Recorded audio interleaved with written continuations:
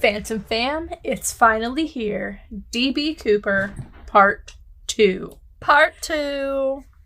Let's not waste any time getting into it, because boy, oh boy, do we have a bunch of theories and suspects to explore. As always, I'm Kate. And I'm Nat. And this, my freaky friends, is Wading into the Void.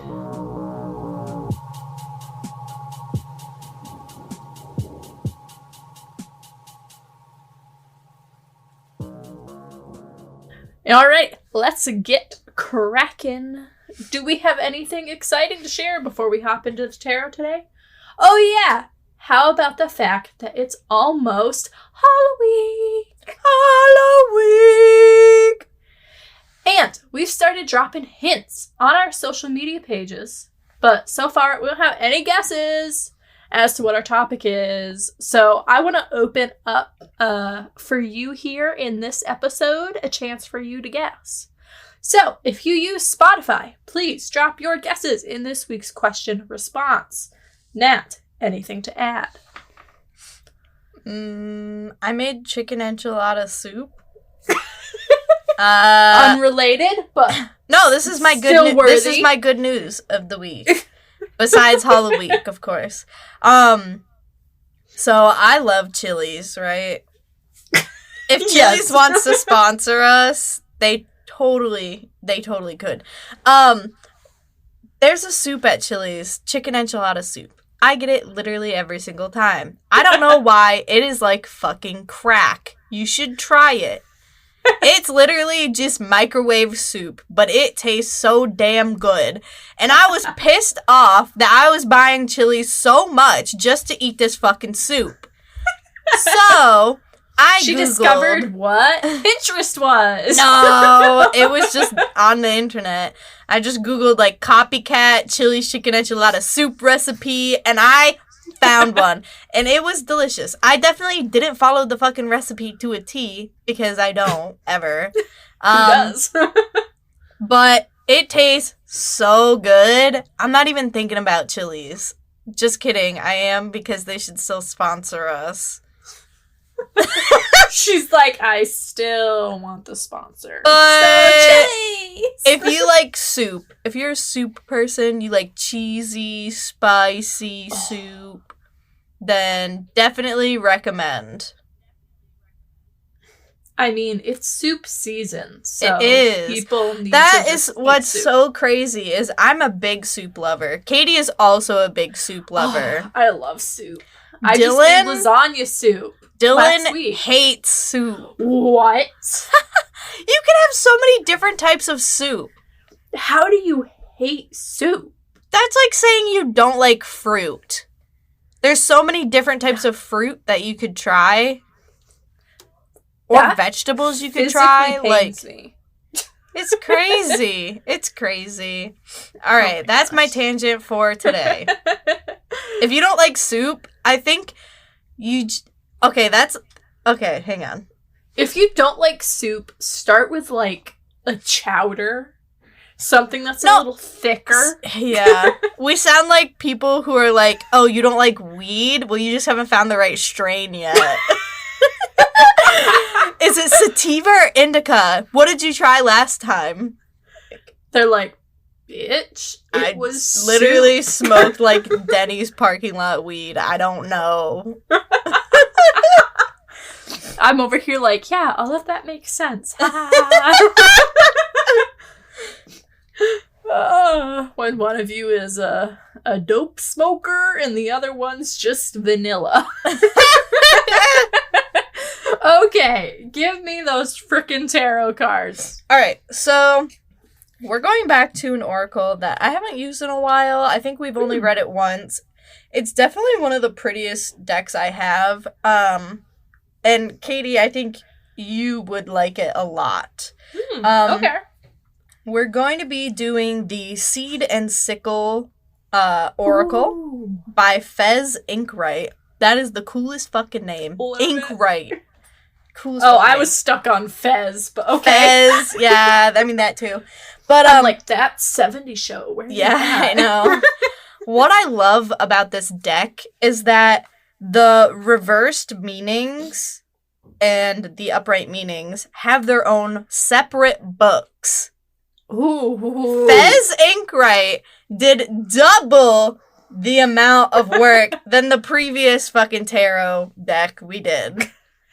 What was his name? Scott? I don't remember what his... Yeah, but this is amazing. It's so cool. I don't know. Yeah, no, I just think that's so great. cool. I've never had a deck that has 2 different books for upright and downward, reverse. I don't know what I'm saying. Anyways. Connect 4. Diagonal. So, the oracle we got for today is Hawthorne. Katie, I will let you look at it. It's giving Christmas. I love it, and I also just bought the next book in the Hawthorne Legacy series, so that's hilarious. Ooh, that's fun. So this is what it says for Hawthorne.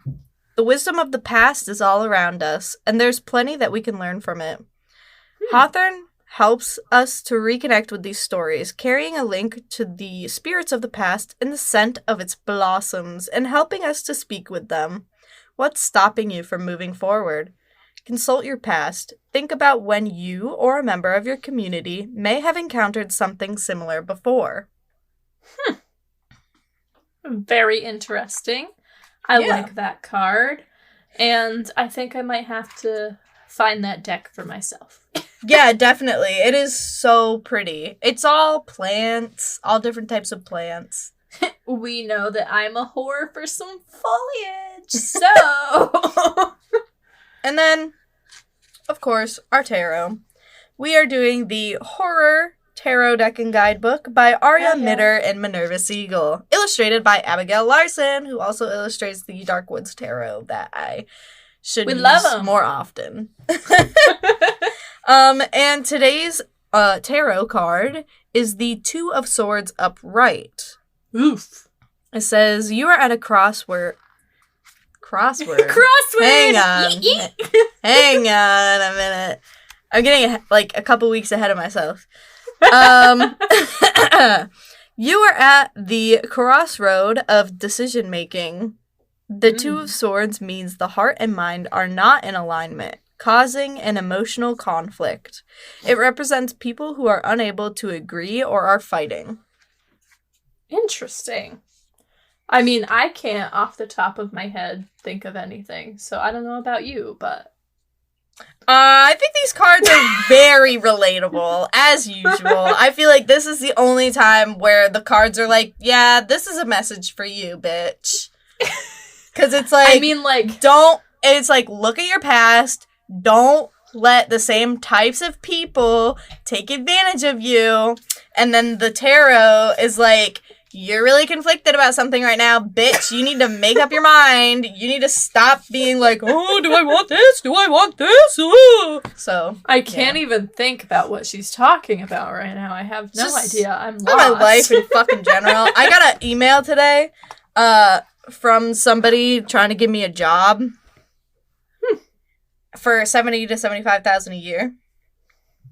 Well, that's a little bit more than I make now. By like $15,000, $10,000. And I was like, and then I deleted it. I deleted the email because I love my job. Good for you. Honestly, I can't believe my Capricorn ass is saying this, but money isn't everything. I know. And that was like my thing was like, yeah, I would be getting paid a lot more, but it was in Troy. First of all. Say less. And I love being a part of a community. That's why I love my job. For those of you who don't know, I work at a school. I won't tell you what school. It is a private school, so that's why I'm an accountant there. But I just love being a part of a community, and everybody that I work with, I absolutely love. And it just makes it worth it. So I don't see myself leaving anytime soon unless they fucking kick me out. I work for a bank. Yeah. Which I also love. It's a very community-centered bank. And, the people I work with are great. And, yeah. We shall see. Now, let's get for into the sake this. of secrecy, Oh, I'm going to start this episode off by discussing theories and what happened to D.B. Cooper after he committed his heist and leapt out of a flying aircraft with only a parachute, a bag filled with $200,000, and mysterious hopes and dreams. And then, we'll cover some suspects in the crime and give a little update on where this case stands today. So, all right.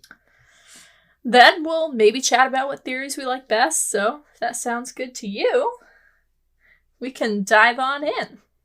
Hell yeah, let's do it. All right, perfect. So I'm going to keep it, real simple with our first theory, which is that D.B. Cooper ate shit and died after he jumped out of the Boeing 727 aircraft. You see, the conditions that night were abysmal and not good for skydiving.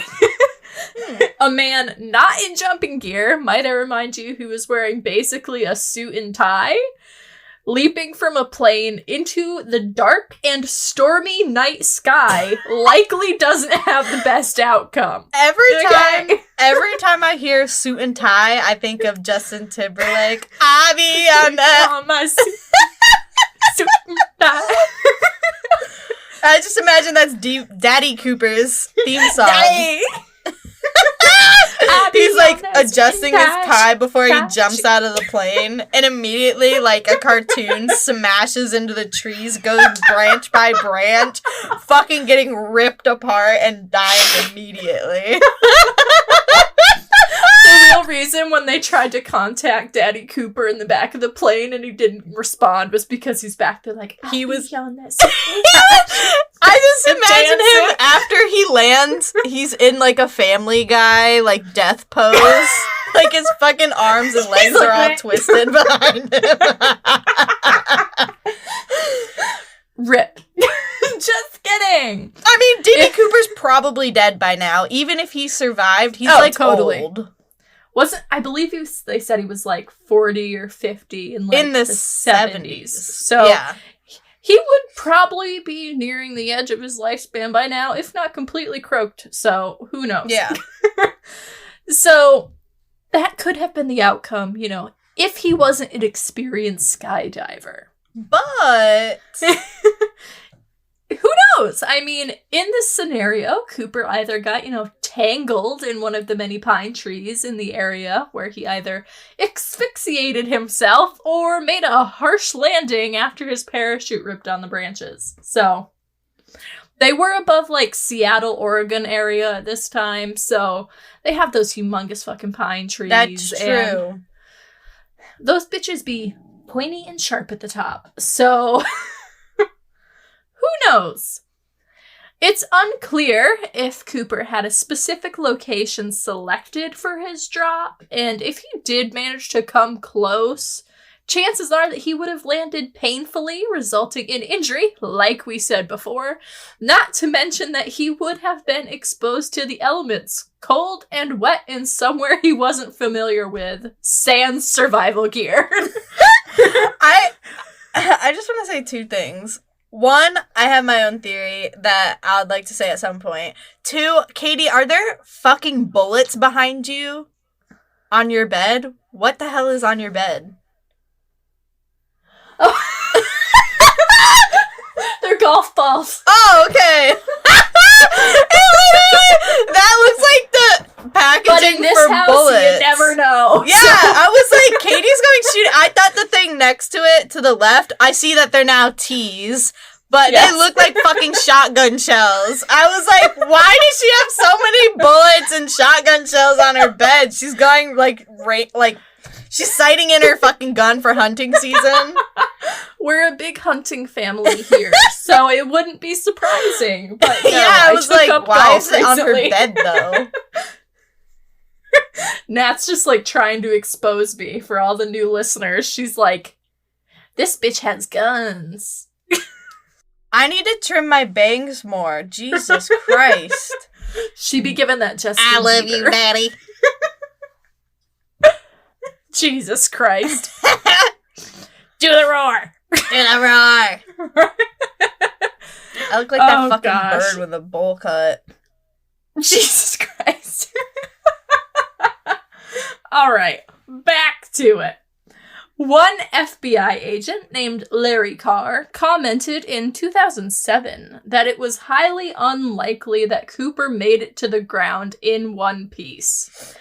He said diving into the wilderness without a plan, without the right equipment, in such terrible conditions, he probably never even got his chute open. So he's like, yeah, he just fucking plummeted through the air, 200 miles an hour, and he just went. And, you know, all in all, this one is likely the most probable considering the circumstances, but it's not my favorite because D.B. Cooper is an icon, and I can't accept that he pulled everything he did off that night just to die after getting his bag and skydiving into the night. So, but the second theory, right? It involves a man named Dwayne Weber, who was a World War II veteran and told his wife Jo on his deathbed that he was, of course, Dan Cooper. However, before we get knees deep in this one, Dwayne is far from the first person to make this claim on their deathbed, so keep that in mind. It's like a fun little thing to do, you know? You're like, last breath. You, like, call to your wife. You're like, come here. She comes close and you're like, I have something to tell you. Oh, what, dear? What's wrong? I'm D.B. Cooper. I feel like he just wanted to be cool. You know? Fun. Die. Go out with pizzazz. But this one gets juicy after Dwayne's wife connected the dots from some of the things she overheard Dwayne saying in his sleep. So, you know, maybe he's lucid, maybe he's fucking around. I don't know. You know what? That actually makes sense, though. If he was him, I don't know anything about him. But if he's sleeping and saying shit, Dylan takes fucking Starbucks orders in his sleep. You've mentioned that on the show before, so it's very likely a possibility. So, like, I feel like, I don't know, it could be possible. It could be. She claimed that she would hear him make comments in his sleep about leaving fingerprints on the plane, and that he told her numerous times about an ongoing knee injury he had from jumping out of a plane. So, you know, I also have ongoing knee injuries, so maybe I'll be cooler if I say I got it jumping out of a plane.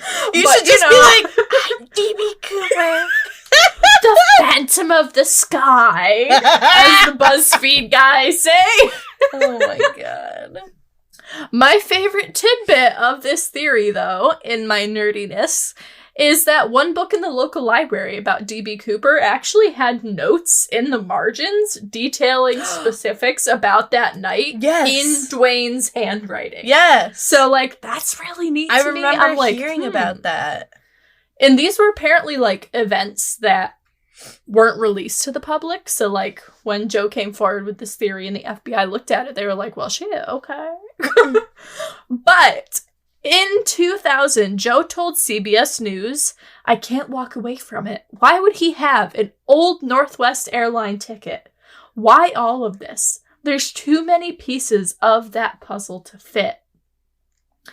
After hearing Joe's comments and looking further into Dwayne as a suspect, FBI agent Ralph Himmelsbach, who actually worked on the case 29 years prior, stated he does fit the physical description. He does have the criminal background that I've always felt was associated with this case. Nonetheless, no real leads came out of looking into Dwayne Weber as a suspect, and the FBI eventually eliminated him from their pool of suspects after discovering his fingerprints didn't match those on the plane or on Cooper's tie, which they recovered from the aircraft. There was also no other evidence linking him to the crime. Kenneth Peter Christensen is the man involved in theory number 3, and his story is quite interesting, considering Kenneth was actually a paratrooper in the Army and, Natalie, a Northwest Orient Airlines flight attendant. Whoa, wait a minute. Yes. Huh. On his deathbed, Yes, I know. We're all probably Another saying, one? Another one? Another one. Kenneth told his brother Lyle, "There's something you should know, but I cannot tell you." And then he died. No, he literally tells me, he's like, "There's something I need to tell you, but I can't." And then he died. So he didn't actually admit to it. Well, he couldn't tell his brother. But how did Lyle find out? Well, Lyle connected the pieces himself after he watched an episode of Unsolved Mysteries featuring D.B. Cooper. Wait a minute. He watched the fucking Netflix show? So, Lyle claimed that his brother Kenneth was a dead ringer for the sketch being shown of Cooper. Additional evidence Lyle cited includes the fact that Kenneth was able to purchase a home and land in October 1972. Oh. Yes, but Okay. why is that information important? Wasn't he just some dude buying a house? He didn't have money before because he was a broke bitch. Well, you see, Kenneth bought these assets a year after Cooper's heist while working an extremely low-earning job. Uh-huh. Better yet, he purchased the ranch-style home and land for $15,500 cold hard cash. Now, who's to say that Kenneth hadn't been saving up all his pennies to buy the home? Who's to say he didn't murder someone rich And take their cash, money, you know? Yeah. Or do drug deals? I don't know. Could have been anything. It could have literally been anything. But the timeline is pretty fishy. Yeah. Well, if I stole a shit ton of money, I would probably wait for a little while to spend it. Because you don't want to place that blame so quickly on yourself. Right? I mean, like, I feel like a year's a decent amount of time in this situation. Yeah. But especially in the 70s not to him. or late 70s, right? Yep. Now, Florence Schaffner, who you may remember as the flight attendant who received Cooper's note, stated that she recognized photos of Kenneth. She even told local reporters the ears are right. Yes, thin lips, and the top lip, kind of like this. Yes, a wide forehead. Yes. So, aside from commenting on his forehead and, you know, ripping this man to shreds. His five-head, his wide-ass five-head. Those are all pretty generic things, though. She wasn't immediately like, that's him. She was like, this feature, that feature, this feature. Yeah, she's like, yes, I recognize these photographs, but like we mentioned before, he was a Northwest Orient Airlines employee. A flight attendant. That is also true. He could have just looked familiar to her. Exactly. She could have ran past... their paths could have crossed at some point in time, and she just wouldn't remember, and she's like trying to connect these dots. So she wasn't definitively able to say that Kenneth was D.B. Cooper. And the FBI followed a similar path and was determined to prove that Kenneth was in fact not D.B. Cooper.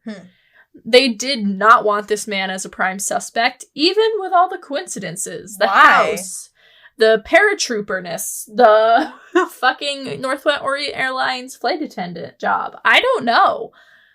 They were like, no, not it. That's so weird.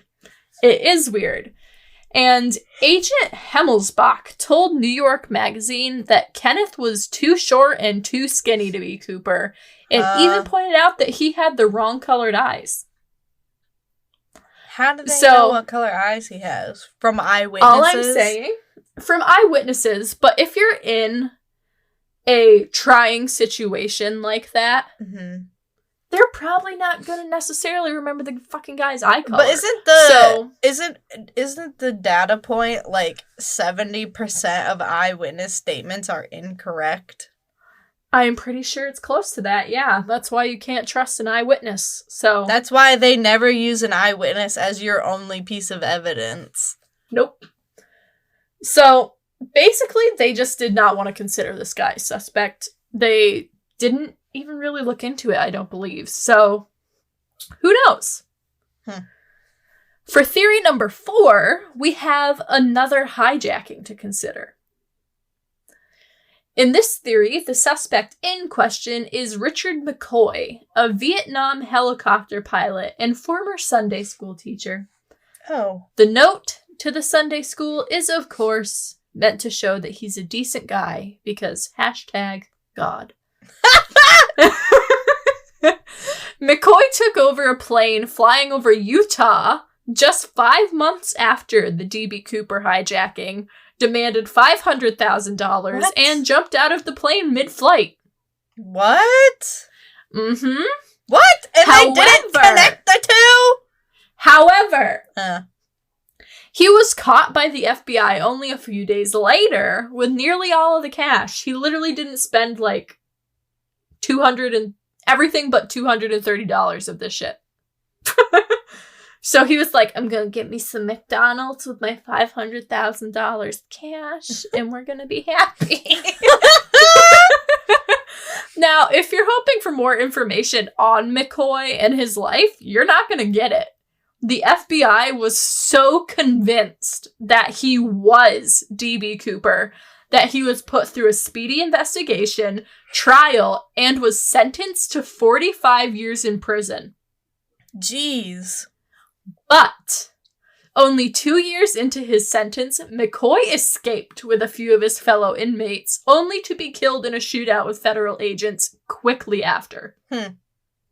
Honestly, I feel like he got inspiration from D.B. Cooper because he doubled the amount of money. First of all, greedy ass bitch. That's $2 million in our money. Yeah. Greedy ass bitch. Second of all, he only lasted 3 fucking days. Yeah. Okay. No. How like what was the time difference between when DB Cooper it happened and when he hijacked 5 months. Yeah. 5 months. No.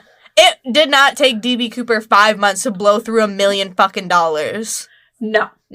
And Daddy Cooper seemed pretty smart, and like he had a very detailed plan of how he wanted things. He was very particular. So why would he go off the rails like this? Personally, I'm not a huge fan of this theory for the simple fact that it seemed to me like McCoy was a bit of a scapegoat for the FBI, who most likely just wanted to close the case as soon as possible. Definitely a scapegoat, definitely a copycat. Yes. And if you look at pictures of McCoy, I personally think he looks nothing like the sketch of D.B. Cooper. Not in the slightest. So let's move on to theory number 5.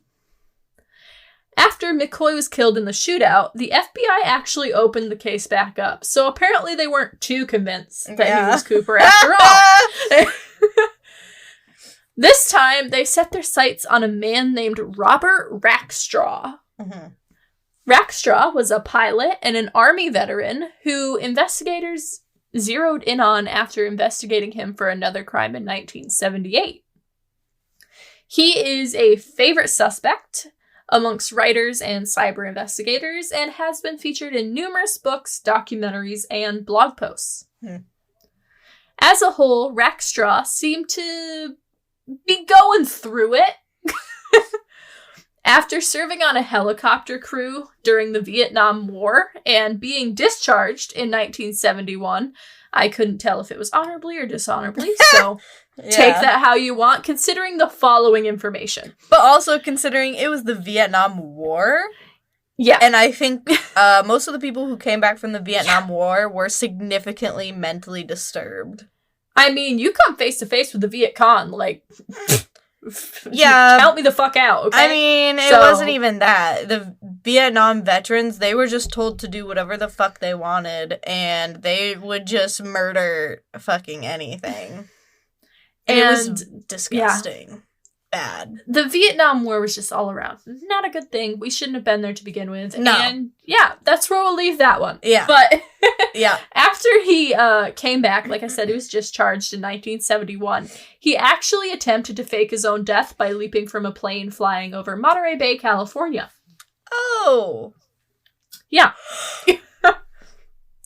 And like I said, keep in mind these following statements that I'm going to make, and you can kind of make your own determination on Robert going forward from there. A few years later, in 1978, he was arrested in Iran for possibly possessing explosives and avoiding fraudulent check charges. Oh. Yeah, at this time, he was deported from the country and sent back to the United States. Why the hell was he in Iran? Beats the fuck out of me. He felt like it, apparently. Vietnam wasn't enough, so he had to go to Iran. At this time, he was, sorry, read that. However, despite his shady doings, the FBI dismissed him as a suspect a year later in 1979, when they could not draw up any direct evidence that proved his involvement in the D.B. Cooper case. Yeah, it really doesn't seem like he's connected at all. He doesn't seem to me like he had the mental stability to craft the plans that D.B. Cooper crafted. I feel like if he was in D.B. Cooper's place on the plane, I feel like it would have been a lot more violent. And hectic, sure. Yeah. Disorganized. I mean, he tried to fake his own death by flinging himself out of a plane with a parachute.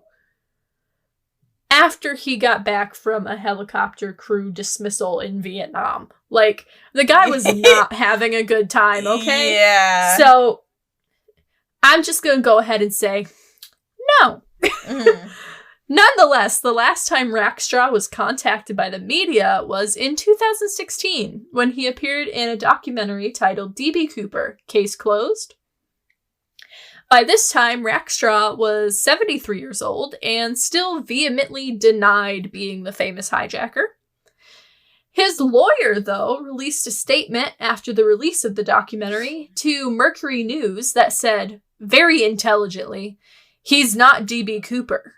Everything I've heard is that D.B. Cooper died, and he, Rackstraw, is alive. Very good lawyer. Yeah.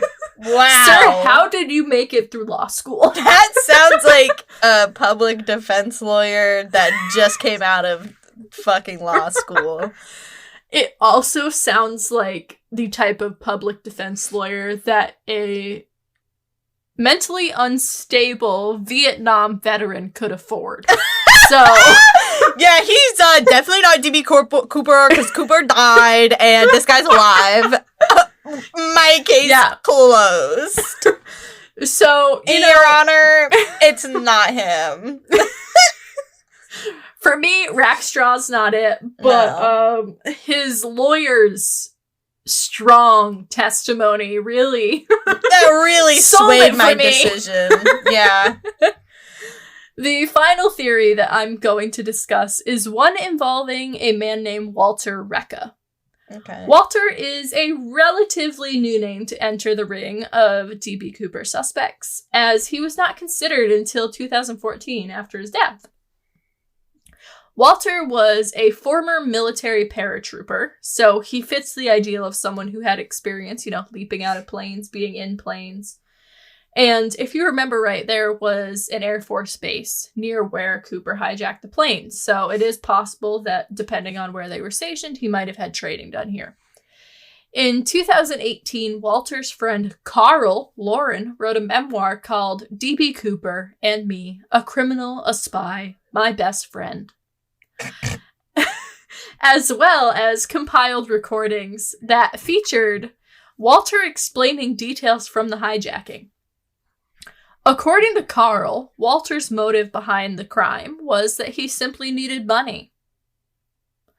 After getting the desired ransom, which was about $200,000, Walter spent the cash at places that wouldn't gawk at the amount he was dishing out, as they routinely dealt with large sums. Mm-hmm. This was a means to, of course, avoid detection and build his assets for later in life. So Walter spent money on a house and buying a car before depositing the rest of the money in a safety deposit box at a Canadian bank. Interesting.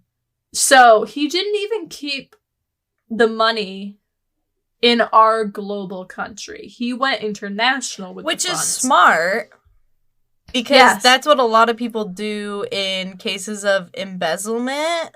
Mm-hmm.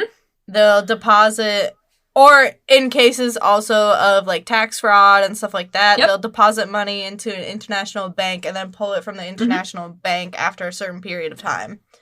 Account Nat coming in with the facts. Yeah! But yes, that in itself right there alone is kind of sketchy, because you're like, why aren't you keeping your assets close to home? Carl's book also contained various witness testimonies that claimed a man that resembled Walter D.B. Cooper approached him at a cafe the night of the hijacking and requested the man's assistance. Which, to me, seems like a bit of bullshit, because why would someone who seemed to be so put together as D.B. Cooper ask some random fucking man for help with his heist? Yeah. It's a no for me, dog. Yeah. No thank you. So I think this guy just wanted his 15 minutes of fame there. Of course. But, whatever. On top of that, Walter apparently confessed to 2 other people before he passed away that he was D.B. Cooper. Nonetheless, the FBI also abandoned this case in 2016 after releasing a statement that commented on specific tips, and they released a statement that said commenting on specific tips would be inappropriate. What? So, to this day, tips are still received by the FBI. Of course they are. I mean, this is one of the biggest mysteries in the United States, if not internationally. But none of them have been used to definitively say one specific person was D.B. Cooper. Honestly, numerous agents. Yeah. I feel like the FBI knows who D.B. Cooper is, and I think that it was some kind of an inside job or somebody very high up in some type of government situation like FBI, CIA, something like that. And that's why they're hiding it, because I feel like if people actually knew who that person was, things would fall apart in the government. That is a very plausible theory, because it seems like with the number of leads that are submitted to them, they're not on doing a yearly anything. basis, even today, they're just like, no, his eye color wasn't right. No, you're a little too skinny. Like, people can change their fucking weight, dude. But also, they're relying on eyewitnesses still. Like, yeah, it makes no sense. Like, it just seems like they're trying to cover it up. And tomorrow, if you see 2 men in suits walk up to my fucking house, yeah. That's because I knew that shit. Rip Nat. But numerous agents have actually said that there have been many plausible theories, but without the necessary proof to charge someone with the crime, it's probably going to remain a mystery. So, this is something that I'm not sure if Nat heard me say or not, because like we've said numerous times, we've had technical difficulties with this recording, but they were able to draw fingerprints from the airplane and Cooper's tie. So, like, they have fingerprints. Like, they have some type of evidence. So if they were collecting that evidence, they should have additional pieces of evidence. And that's why I think that this person is completely under the radar or some type of higher up in the government, because they would have put those fingerprints into the FBI database, the federal database, and at this point in time, they would have had some type of evidence, because that was in the 70s. Yeah. I mean, to this day, D.B. Cooper, if you go on the FBI's Most Wanted page, he is still listed on there. I mean, he is a very big name. It's a huge mystery. People want to know who the fuck he is. But one thing that is interesting is in recent times, I think a couple of years ago, they actually found money that could have been some of the bills that D.B. Cooper received on the night of his hijacking. Mm-hmm. Which means they, in some capacity, had to have made it back in circulation. Mm-hmm. Which means somebody either found a fucking boatload of shit in the forest. We're like, yeah, I'm just gonna take this $200,000 and go upon my merry way. Or D.B. Cooper survived, and that money went back into circulation. And even though the FBI had it marked, they did nothing about it. Somewhere, someone knows. Because if some of that money, even if it was not even like that much of it, got back into circulation. All it took was $1. What? All it takes is $1. Yeah. When we did part 1, they wrote down every single fucking numerical identification code on each piece of money. Exactly. So the second that went into circulation, somebody would have got a ping. So they would have either known that D.B. Cooper's alive or he died and somebody found the body. So somebody has to know. And to this day, there's still obviously not been a body recovered. None of his belongings have been recovered. The sack that the cash was in, the parachute, absolutely nothing. So, there we have it. Who was D.B. Cooper? Could he have been one of the men I mentioned in this episode? Maybe. But unless the FBI makes a final confirmation, we may never get a definitive answer to this mystery. I feel like D.B. Cooper is as prolific as, but not as the same, horribleness, of course, of, Jack the Ripper. Because it's, those are the two most, largest unsolved murderer mysteries. Or Zodiac Killer. Yep. I mean, he's definitely up there for me with, of course, Jack the Ripper, Zodiac, and for me, the Dyatlov Pass. All things that, we should have answers to, but we don't have answers or the Circleville Rider, too. That's a good one. Needless to say, there's still a lot of research that could be done on this case. I could have made this a fucking long series. Yeah. Just because of how many things have been submitted, all that jazz. But if you would like to dive into this case yourself, I recommend watching Netflix's documentary titled D.B. Cooper, Where Are You? So, Nat and I have kind of talked about a bunch of stuff. We've thrown some ideas out there. But, Nat, this is your chance. Final thoughts. I mean, I've kind of said my thoughts throughout when I could. But yeah, I feel like a lot of people know and are just unwilling to share that information with the rest of the world. Yeah. I mean, I would love to one day see this case solved. I would just love an answer. But also, if this happened in modern day, it wouldn't happen. It'd be solved. It would be solved so quick. People have cell phones. You could pay for Wi-Fi on the plane. They have cameras at the airports. I mean, shit. There's a fucking secret air marshal on every plane. Exactly. TSA. There's no way. This wouldn't even happen today. It's just crazy. It's just crazy. I mean, what you gonna do? And even if they do come out and say, yep, we've solved it, this is who it is, it wouldn't be the first time they've said that. So is it right, or are they just trying to close the case? So we'll leave it there. But they don't have any, DNA evidence, right? Besides, all they have is fingerprints. Just the fingerprints. Which makes things so much harder. I mean, if they had frozen the tie, let's say, I mean, how many times do you see when a guy gets nervous when he's giving a presentation? What does he do? He wipes his sweat on his tie. That's true. Right? If they had frozen the tie, there's a chance that they could have pulled some DNA evidence from it today with our current technology. But chances are that's not the case. So what you gonna do? There was a chance it was a crime that was committed fucking 50 years ago.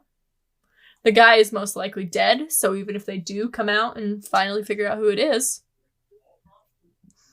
doesn't really matter. Yeah. And but I don't know, because I've been watching a lot of videos on the internet, like the unsolved mysteries that were solved this year. Or maybe it was 2022 that they were solved. But there were so many cold cases solved just from having DNA, even from such a long time ago. They are it's able amazing to, what a pandemic will do. Even if you're... Yeah, I'm wondering if, like, a lot of stuff probably got solved during COVID because they're like, you guys can't fucking do shit. You're not allowed to do anything. We're reopening all these cold cases and you're gonna figure these out. Basically, I think that's what it was. But I don't know. I don't know, detective on the streets or detectives in their seats. Things were signed. Yeah, I don't know. It's just interesting. Just the past couple years, how many cold cases they've solved just from DNA stuff. And maybe that's just the advances in forensic tech. So maybe, yeah. But with that, that's DB Cooper Part 2 and all we have to say. So make sure you have your notifications turned on social media. And if you're not following us on social media, you can find us at Wading Into the Void. Because, like we said at the beginning of the episode, it's almost Halloween, which means an episode every day the week of Halloween. So it's something you're not going to want to miss. We're going to keep dropping hints. We want you to figure out what it is because, boy, oh boy, is it going to be a good one. And, with that being said, we'll catch you next time, Phantom Fam. Hell yeah. I don't even have anything fun to say because Daddy Cooper's an icon and that's where we're going to leave it. He said, did somebody say slay? And he jumps out the airplane. I'll be on that sweet touch. Oh my God. Bye, everybody. Bye.